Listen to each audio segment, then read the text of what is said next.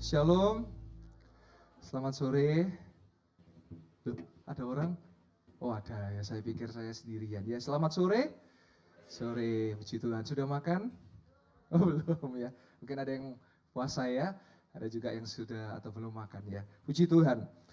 Sebelum dengarkan firman Tuhan, boleh senggol kanan kiri katakan, ojo turu lu yo. Ya jangan tidur ya.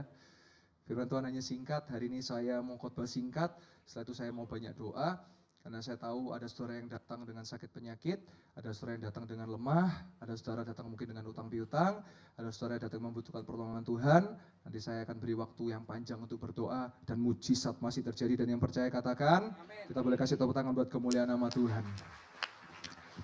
Bapak Ibu Saudara, saya bersyukur Gereja Betania Utai Malang, Mega Church Betania Utai Malang Tuhan pakai untuk menyatakan mujizat demi mujizat, kegerakan Roh Kudus yang luar biasa.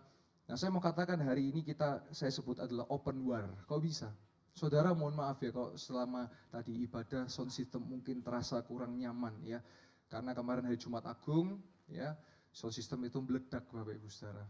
Ya, terus tadi pagi juga lampu mati dan sebagainya. Saya mau katakan pentingnya kita berdoa. Kenapa? Karena setan tidak suka. Kalau ada mujizat, ada pelepasan, ada pemulihan, setan nggak suka Bapak Ibu Saudara. Sebab itu kita harus banyak berdoa, kencang-kencang berdoa. Ya betul memang ada kendala teknis, betul. Tetapi ada yang namanya spiritual warfare. Apa itu spiritual warfare? Peperangan rohani. Salah satu contoh peperangan rohani di tengah-tengah jemaat apa? Saudara dengerin firman ngantuk terus tidur saudara. Loh itu spiritual warfare. Kalau saudara baca di Alkitab, ada seorang namanya Levitikus. Ketika Paulus berkhotbah dia tidur. Apa yang terjadi? Jatuh bahkan mati. Tapi dia bangkit, dia dibangkitkan. Saya hari ini percaya tidak ada yang tertidur ya Bapak Ibu Saudara. Jangan sampai tertidur, bahkan tertidur sampai tergeletak ya. Kenapa? Karena hanya firman yang bisa menguatkan, hanya firman yang bisa menyembuhkan, dan hanya firman yang bisa menyelamatkan setiap orang percaya. Dan orang percaya katakan, amin. Haleluya. Puji Tuhan. Ya, kita hari ini berbahagia dan bersuka cita karena kita merayakan Hari Paskah. Saya mengucapkan selamat Hari Paskah bagi Bapak Ibu Saudara. Yesus kita bangkit, Yesus kita hidup.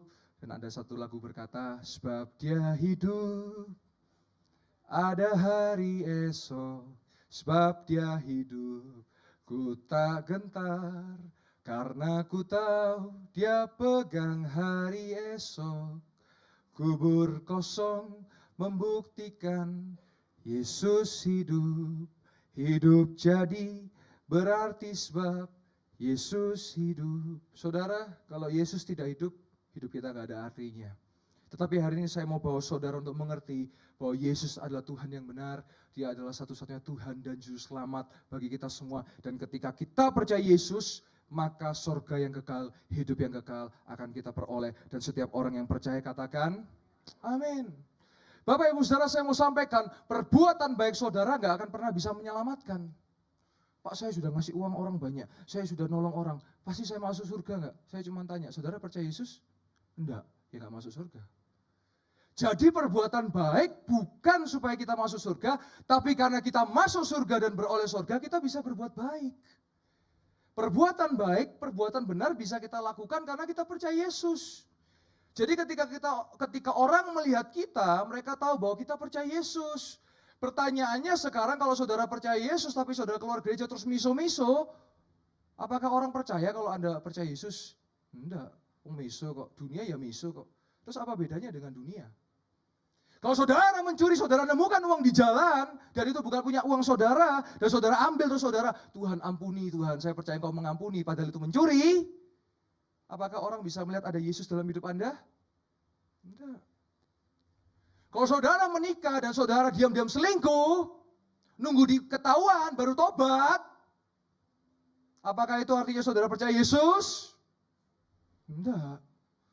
Karena ketika saudara percaya Yesus, maka perbuatan baik, perbuatan benar adalah buah dari kita percaya Yesus. Yang percaya katakan amin. Jadi hari ini tugas kita sebagai orang percaya, kita tunjukkan bahwa kita ini orang percaya. Ya, yang bersalah kepada kita apakan? Kita balas, kita ampuni. Tidak mudah saudara. Saya terus belajar. Saya minta kekuatan Tuhan. Kalau saya paling gampang saya cerita diri saya sendiri deh. Di depan muka saya bisa dimaki, saya bahkan bisa dipisui. Apakah saya balas itu dengan kejahatan? Enggak. Saya ampuni, saya doakan yang terbaik. Enggak mudah, saudara. Ada 3 hal yang saya mau ajarkan kepada Bapak Ibu Saudara, dan ini adalah 3 hal yang diajarkan oleh dunia, diajarkan oleh setan, dan diajarkan oleh Yesus. Yang pertama, kalau dunia mengajarkan baik dibalas baik, jahat dibalas jahat, itu ajaran dunia. Kalau ajaran setan, baik dibalas jahat, jahat dibalas lebih jahat. Tapi cuma Yesus yang ngajarkan apa? Jahat dibalas baik. Dia ditinju, dia dipukul, dia diludahi, dia dicambuk, dia mau mati aja dikasih anggur asam, yang dimana itu berarti anggurnya sudah rusak. Tapi dia katakan apa? Bapa, ampunilah sebab mereka tidak tahu apa yang mereka perbuat. Ketika dia minum, dia katakan, aku haus. Dikasih anggur asam oleh orang-orang itu. Loh, anggur itu harusnya rasanya apa? Manis. Kalau asam berarti rusak. Dan dia dikasih anggur asam berarti dia dilecehkan. Dia kalau bahasa sekarang diprank, Bapak Ibu Saudara. Dan ketika dia minum, rasanya asam, dia berkata apa? Sudah selesai. Tertunduklah dia dan nyawanya dia berikan. Tapi apakah dia dendam? Enggak. Dia mengampuni setiap orang, dia mengasihi saudara dan saya. Nah, dalam perjanjian lama dikatakan bahwa Allah itu Esa. Ditulis Allah itu Jehovah, JHVH, YHVH. Bahasa Ibrani itu tidak menggunakan kata atau huruf konsonan. Jadi bahasa Ibrani konsonan itu huruf hidup ya, A, I, U, E, U. Bahasa Ibrani itu banyak huruf matinya. Nah, YHVH yaitu Yod, He, Fa, He atau Jehovah atau Yahweh, itu artinya apa? Artinya adalah lihat pada tangan yang dipaku itu. Siapa tangannya yang dipaku? Yesus. Itu menunjukkan bahwa Yesus adalah Allah. Yesus adalah Allah yang bangkit. Dia adalah manusia, 100% manusia, Tuhan yang menjadi 100% manusia, serupa dengan Anda dan saya. Kenapa dia mau jadi manusia? Karena dia mau tebus dosa saudara dan saya. Dan oleh bilur-bilurnya yang sakit menjadi sembuh. Saudara tahu bilur? Apa itu bilur? Koyor-koyor itu loh Bapak Ibu Saudara. Kalau saudara makan daging, itu kan ada bagian lemaknya ya. Nah itu koyor, kalau saudara misalnya luka, ada putih-putih, itu bilur saudara. Nah, oleh bilur-bilurnya yang sakit menjadi sembuh.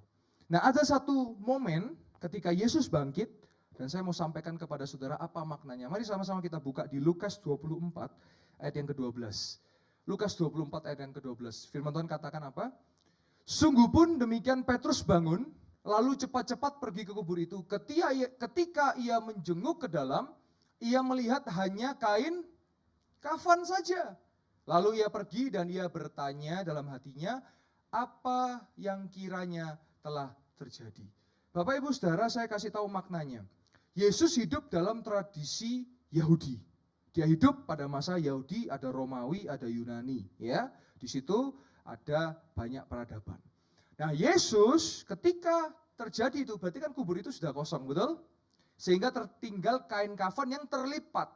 Nah, saya kasih tahu Bapak Ibu Saudara, dalam tradisi Yahudi, kalau ada kain yang terlipat, ini diutarakan sama seperti kondisi kalau makan perjamuan makan. Ketika perjamuan makan, itu ada yang melayani atau biasa disebut waiters gitu ya. Sedangkan ada yang nanti yang dilayani ya berarti konsumen, betul? Nah ketika kain itu dilipat dan orang sedang makan, dan kalau kain itu terlipat, maka piring, sendok, garpu itu tidak akan dibereskan oleh waiter itu. Kenapa? Apa artinya? Karena artinya kalau kain itu terlipat di situ, artinya yang duduk di situ akan kembali lagi ke situ. Jadi saudara tahu makna apa kain kapan itu ditinggal di situ terlipat? Artinya apa? Saudara bisa terjemahkan maksudnya apa? Yesus akan kembali lagi untuk kedua kalinya. Dia akan kembali datang ke dunia ini kedua kalinya sebagai raja. Dia datang pertama kali dia sebagai anak manusia. Dan kedua kalinya dia sebagai raja dan akan menjemput kita semua orang yang percaya. Nah pertanyaannya, saudara sudah percaya Yesus sungguh-sungguh atau tidak? Pertanyaannya adalah, di sini semua percaya kalau setelah mati ada kehidupan selanjutnya? Percaya? Di sini percaya bahwa semua suatu saat akan mati, betul? Entah kapan, tidak tahu kapan, tapi pastinya akan mati, betul? Nah pertanyaannya kalau saudara di kehidupan selanjutnya, pilihannya cuma dua. Satu sorga, satu neraka. Saudara mau ke sorga atau mau ke neraka? Ke sorga. Kalau ke sorga melalui siapa? Yesus. Kenapa melalui Yesus? Aduh, ini kita mesti pertanyakan dong. Enggak, jangan karena saya lahir di keluarga Kristen, jadi saya percaya Yesus, pokoknya karena saya keluarga Kristen. Enggak. Kenapa kita percaya Yesus? Karena Yesus yang bisa naik ke surga dan dia juga dari surga turun ke dunia ini. Yang lain mati gak bangkit, cuman Yesus yang mati bisa bangkit. Itulah sebabnya kenapa iman kita di dalam Yesus, karena cuman dia yang bisa bawa kita ke surga, dan yang percaya katakan amin. Yang lain bilang, carilah kebenaran, carilah jalan. Tapi cuma Yesus yang bilang apa? Akulah jalan kebenaran dan hidup. Tidak ada satupun kepada Bapa kalau tidak melalui aku. Oh Bapak Ibu Saudara, zaman semakin canggih, zaman semakin luar biasa. Kalau saudara tidak setia di dalam iman, saudara bisa tinggalkan Yesus hari ini. Ya, mujizat kesembuhan, mujizat berkat, itu bonus Bapak Ibu Saudara. Oh saya percaya hari ini akan terjadi mujizat, saat ini terjadi mujizat. Tapi itu bonus saudara. Yang utama itu iman saudara kepada Tuhan. Kalau saudara bilang ya, iman diukur dari materi, maka orang tersuci dan terkudus di dunia, itu adalah Elon Musk. Karena dia orang terkaya di dunia. Tapi buktinya dia gak percaya Tuhan. Karena apa? Iman gak diukur dengan materi Bapak Ibu Saudara. Kalau iman saudara diukur dengan materi, awal bulan aja saudara haleluya puji Tuhan. Akhir bulan haleluya puji-pujian. Nah ini saudara. Tetapi iman gak diukur dari itu saudara. Memang betul kita butuh uang untuk hidup, tapi kita tidak hidup untuk uang. Kita tidak munafikan itu. Tetapi saudara yang paling penting, iman kita kepada Yesus. Yang percaya katakan amin. Nah mari sama-sama kita melihat bilur-bilur Yesus menyembuhkan. Di perjanjian lama dicatat, di perjanjian baru juga dicatat. Mari sama-sama kita lihat di Yesaya 53 ayat yang kelima. Yesaya 53 ayat yang kelima. Firman Tuhan katakan apa? Tetapi dia tertikam oleh karena pemberontakan kita. Dia diremukkan oleh karena kejahatan kita. Ganjaran yang mendatangkan keselamatan bagi kita ditimpakan kepadanya. Dan oleh bilur-bilurnya kita menjadi sembuh. Saudara yang hari ini engkau datang dengan segala sakit penyakit, selagi saudara dengarkan firman, saudara katakan, bilur-bilurnya menyembuhkan saya, bilur-bilurnya menyembuhkan saya.